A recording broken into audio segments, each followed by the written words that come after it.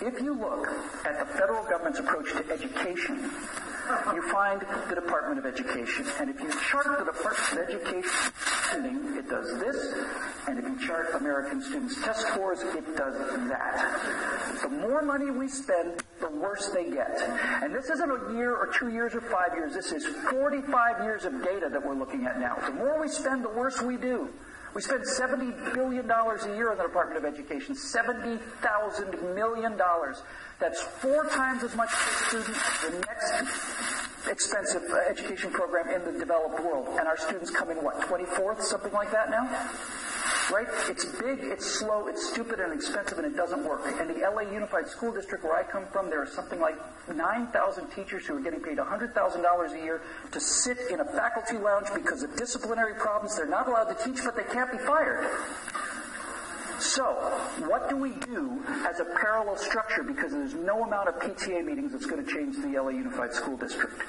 Well, one example of a parallel structure is homeschooling. And homeschooling has been a good idea for a while, but nowadays, because of this, because of the information age, homeschooling is a whole different story. So let me give you an example. Let's imagine that you're a kid at LA Unified School District and you've got a teacher teaching you chemistry. It's a 22-year-old teacher who got a degree in education. She knows the basics, just the overview of chemistry, and she has to worry about kids throwing scissors at her who she can't discipline and all this other stuff. And there's all this turmoil and all this chaos going on in the classroom. How's it going? Okay, so there's the old school model. Now, think about this. The single greatest resource in America today is not shale oil, it's not natural gas, it's not our mineral reserves, and it's not our lumber and timber. The single great untapped resource in America today is our retired population. We have people who, when Social Security began, were expected to live to 69, 70, living perfectly good lives, healthy lives, alert lives, well into their 80s and 90s and beyond. And I know a lot of retired people. I know a lot of people who are happy not to be working every day, but I also know most retired people I know really want something important to do. They want something to do. Using this device, you can pull together 5 or 6 or 12 kids of about the same age. They don't have to be the exact same year. That's part of that mass-produced education system. And I guarantee you, if you look hard enough, you will find within a 2-mile radius of your neighborhood a guy who worked for Dow Chemicals for 60 years. And this guy has been not only a chemistry teacher, he's been a chemist his entire life. And this man or woman has skills that will never be reproduced again in this country if we don't save them now. If we had to rebuild the Golden Gate Bridge today, we don't know how to do it.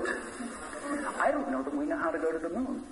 I told this story once to somebody, and they came up to me afterwards and they said, I work with guys that are rebuilding P-51 Mustangs. P-51 Mustang was the #1 fighter airplane of World War II, and there's only a few of them left. Every time one of them crashes, there's one less. And these guys wanted to go back to the original plans and build new P-51 Mustangs exactly according to the plans. I'm an aviation guy, I thought that's swell. This guy came up to me after one of these speeches and he said, we could not build the part of the belly speech cooler is. We couldn't get it off the mold. We just didn't know how to do it. We could build the rest of the airplane. We couldn't do it. We put it on computers. We did computational fluid dynamics. We spent $700,000 of computer analysis on it. We couldn't do it. We couldn't figure it out. We had 40 engineers on the problem for a year. We couldn't get this thing to come off the mold. Finally, one guy said, is anybody still alive, do you think, from North American? Well, it turns out that North American built the P-51, and it turns out, yes, a few people are still alive who worked at North American, and they found one of these guys. They got him on the phone, one of the engineers, and they said, we're having trouble with the part on the P-51, and the guy said, is it the oil cooler? And the guy said, yes. He said, sir, do you know how to make that work? He said, I do. What would you charge us to come and show us how to do it? He said, airfare and lunch. That's what he said. He said, airfare and lunch. So they flew him out to this factory, and I don't think this is exactly right, but it's something very, very much like this. And the guy said, what you need to do is you need to take 5 parts 3-in-1 oil and 1 part Thousand Island dressing, mix them up, slather it over the mold, and then do the press. So they put this mixture over the mold, they did the press, and boink, up it came. if that hadn't happened, that knowledge would have been gone forever. Now there's 50 engineers who know how to do that. We cannot let this knowledge die. And here's what really scares the Democrats and the progressives more than anything. If you think about 6 kids of yours having an education by a guy who was a CPA for 40 years, teaching economics, and a guy who was an actual chemist teaching chemistry, and a guy who was an actual physicist or worked in a lab, and these people are hardworking and they understand how to run a business and they're patriotic. Don't you realize what those kids would do to their competitors coming out of the public school system? Don't you realize that every single progressive kid in the world is going to be working for your kids?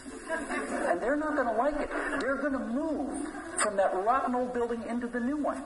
Because now you can find these people on the internet and you can make it so that I don't have to teach all of the classes every night.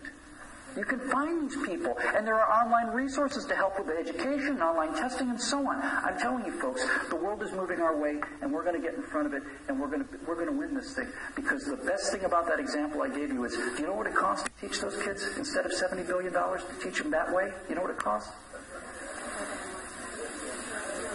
It costs lunch. Yeah. No, that's really it. It costs lunch. Nothing. And everybody wins. This enormous pool of talent on one end, the worst educated Americans on the other. How can we not put these two things together? What's the matter with us, this place?